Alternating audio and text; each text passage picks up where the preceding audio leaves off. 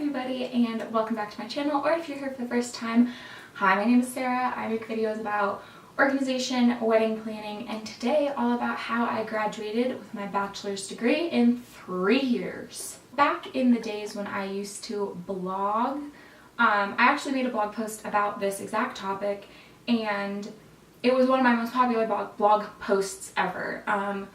But it's been 2.5 years since I graduated from college, and I just kind of think that there's so much that you learn when growing and getting older. I was only 20 when I graduated from college, and now I'm getting married, I'm living in another new state, and I think just your perspective changes, and I felt like there was a lot of information that I didn't include in that blog post, which is now defunct, but there was so much that I didn't include in that I think I should have included, and things that I should have addressed that I didn't address. So here is the full thing. I'm going to include things that were out of my control that contributed to me graduating early, and things that were in my control that contributed to me graduating early. I did graduate in 3 years with my BA. I'll talk about my major and my minor a little bit later, but I graduated with a major, a minor, magna cum laude, I don't know how to say it, shows what my college education did, which has to do with your GPA when you graduate. I also graduated with university honors, which is kind of like taking on another minor at our school. I also studied abroad. And so I feel like I did a lot of things, and I'm going to talk about kind of things that I intentionally did and things that were out of my control that contributed to me being able to do this. First, a disclaimer. I think that people put a lot of pressure, not only on themselves but on others, to have this really linear path.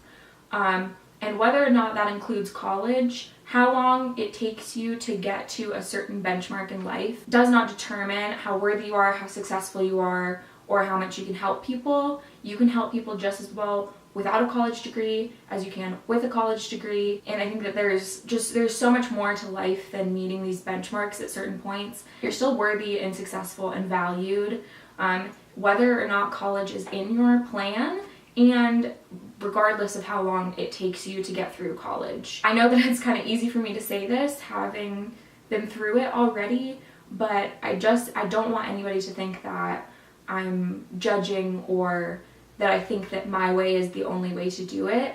But I do also think that if I can encourage one person to achieve, if they want to graduate early and it's a realistic thing for them, I can encourage somebody to achieve it, then that's what I will do. So also my motivations for graduating early, realized that I could graduate early, I think my first semester of college, because I was looking at how long it would take me to finish prereqs to transfer out of the school that I was going to. The first semester was really hard. I moved 2,000 miles away, had a huge culture shock, was in a long distance relationship for the first time with my boyfriend who was 2,000 miles away, and it was just really, really difficult.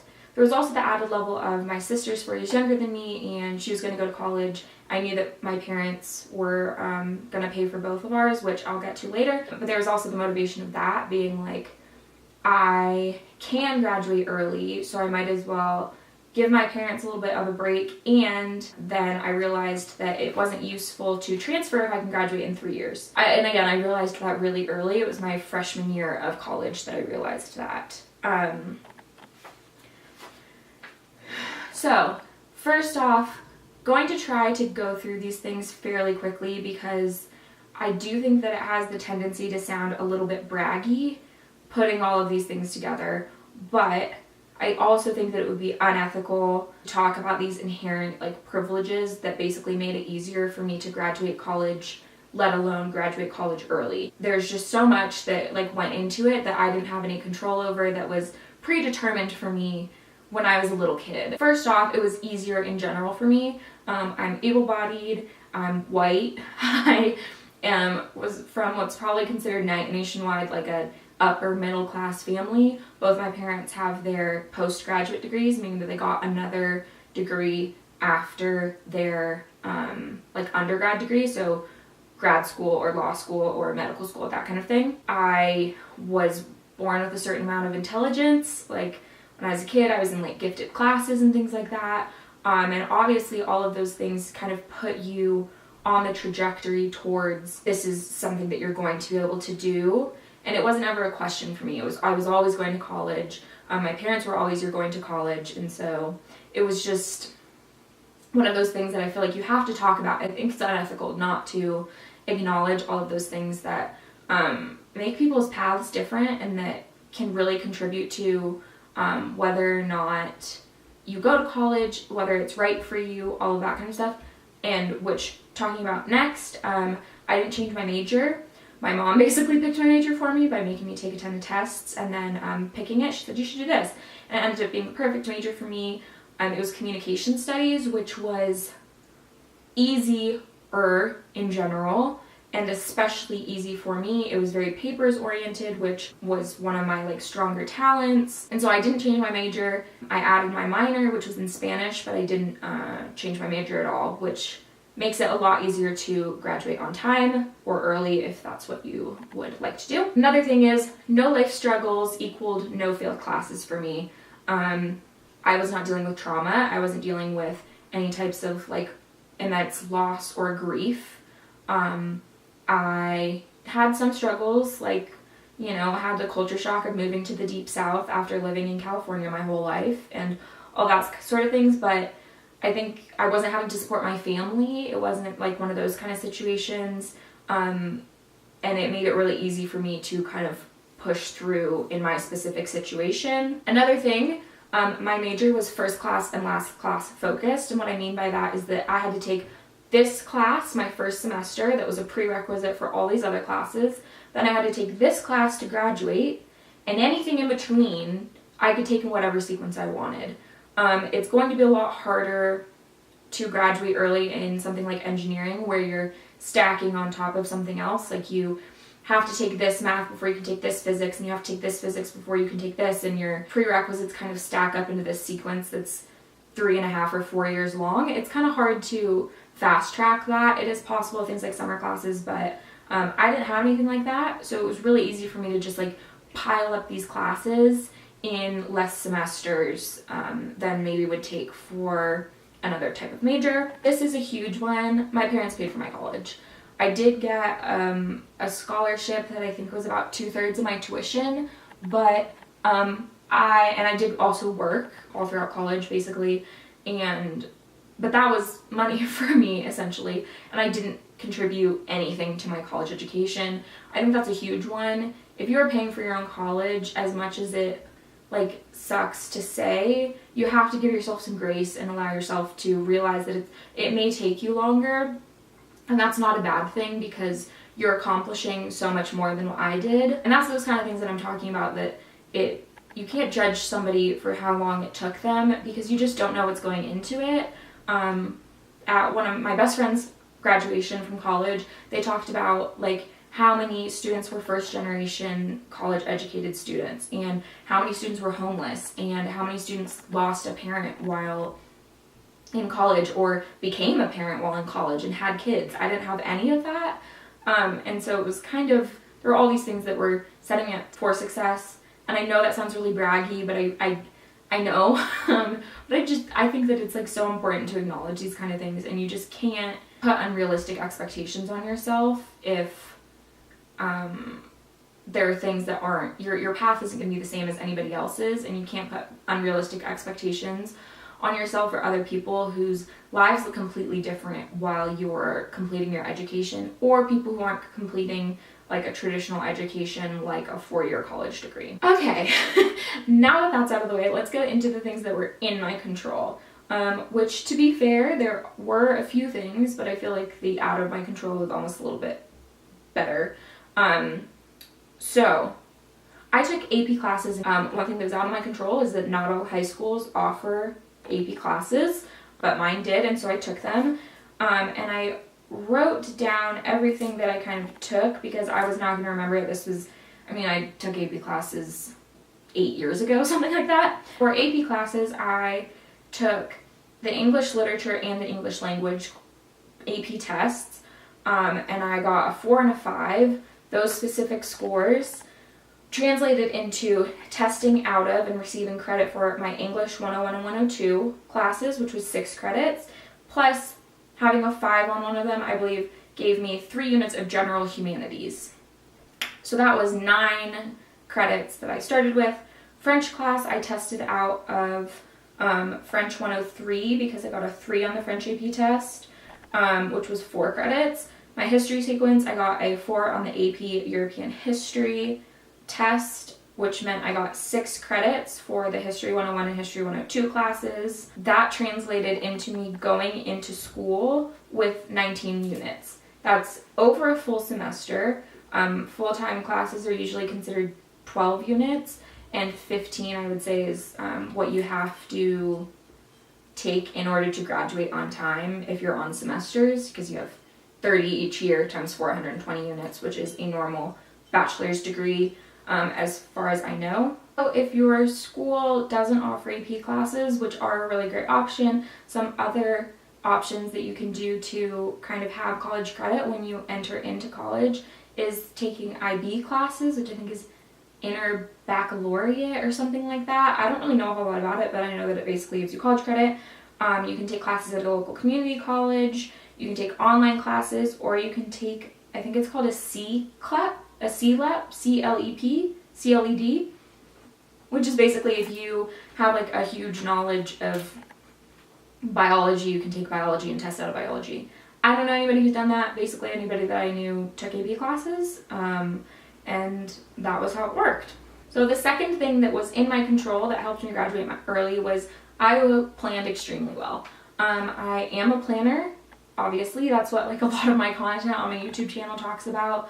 But I went through my entire schedule and planned down to the credit how much I would have to take in each subject to earn my minor, my major, and my university honors. Some things that can help you do this is looking at the course calendars, and we had a program called DegreeWorks, which I think most schools have some sort of version of. Basically it's online and you can see your progression through all of your semesters, see the requirements that are needed for graduation. Paying attention to that really well helped me a lot. Double dipping. So for me, talking about university honors again, I took honors biology, which met the requirement for a lab science, 4 units of lab science, but also added 4 units towards my honors thing. Meet with your advisor, that's another good one. I didn't do this a whole lot because I went to a big school and that school had a pretty good system of doing it all online. I honestly don't think I ever met with my advisor, but if your online systems are a little more difficult to distinguish, it's absolutely great to go in and talk to somebody who really knows the ins and outs. And if you tell them that you're graduating early, they can really help you get to that. Yeah, the moral of the story would be to sit down as early as you can and make a plan. Like I said, it was my first semester of college, and I realized that I could do it because I sat down and looked at everything. An advisor is a great person to help you do that if you feel like you're struggling a little bit with wrapping your head around all the graduation requirements. Another thing that I did was I took summer classes one summer. So I only had 2 summers that I was in college, if that makes sense, since I graduated for 3 years and you have a summer after a year. This summer I wasn't in college anymore. After my second year of school, I studied abroad. I took 2 classes in Spain, and it was like the best experience ever. Those 2 classes went towards my Spanish minor. I wouldn't have been able to graduate early without doing that, and I knew going in that studying abroad was something that was really a huge thing that I wanted to do. And I got like 6 credits in like 6 weeks or something like that. It was kind of ridiculous how fast it was. And this isn't always possible for somebody like studying abroad or studying abroad over the summer, but taking summer classes, online summer classes, or community college summer classes, you know, a couple a summer, if you're there for 3.5 years and you have 3 summers, if you take 2 classes each summer and get 6 units out of it, that's easily a semester off. That just wasn't something I was super interested in because I had planned so well, but I knew that I wanted to study abroad, and the only way that I could do that was by doing it. Another thing that I did in my college was I was a mentor for freshman year students in the honors college. That was like no work, and I think I got 3 credits or 3 or 4 honors credits out of it. A lot of colleges have those special programs where you can get college credit for doing something like mentoring, which was like 2 hours of work a week or something, and it's pretty manageable. And that put me up over 15 units. I think I took 17 a couple semesters, but 2 of those units were mentoring units, and that's just not the same level. Taking 2 units of that is just not the same level as like taking 3 units of whatever class you're taking, whatever your coursework is. And so looking into all those kind of special programs, sometimes they have mentoring programs, sometimes you can get credits for being an RA. All of those different things just can make a difference, and those 2 or 3 credits, even 1 credit, can be the difference between graduating semesters apart. So just to go back over it, my biggest tips for graduating early are taking AP classes in high school if you can, or going into college with some sort of credit. Obviously, if you're already in college, that's probably not possible. If you can't do that, summer classes are a great option. Online classes are a great option. While I was studying abroad, there was somebody who was getting up early before our study abroad classes and doing his online MBA. I mean, you know, if the motivation and abilities are there, go ahead and do it. Also, planning extremely well, meeting with your advisor to make a really solid plan so that you meet all of your graduation requirements. Also looking for any sort of special ways that you can get credits without taking on a full class, because honestly that was like the best. I could take 17 units and it didn't have the same mental taxation on me that like taking 4 unit classes would have, and that really helped me a whole lot. Also, to go over how many credits I took each semester, so I went way back into my degree works. It was a blast from the past, good times, and I went ahead and looked up everything that I took. My first semester I took 14 units, which was 4 classes and the freshman version of that mentoring thing that I did. I was one of the freshmen being mentored. That was a credit. So it was basically 4 classes and that thing. Then my second semester, I took 4 classes. My third semester, I took 5 classes, 4 of them being in my major, 1 of them for my minor. The spring of my second year, I took 4 major classes, 1 minor class. That summer, I took 2 of my minor classes. The fall of my senior year, my third year, I did the mentoring class, 2 Spanish classes, and 3 of my major classes. And then my last semester, I did the mentoring class, 1 of my major classes, 1 of my minor classes, and then 2 classes that I needed to take in order to fill those honors college requirements. I think that money is like a big motivator for a lot of people, especially if you're paying for it yourself.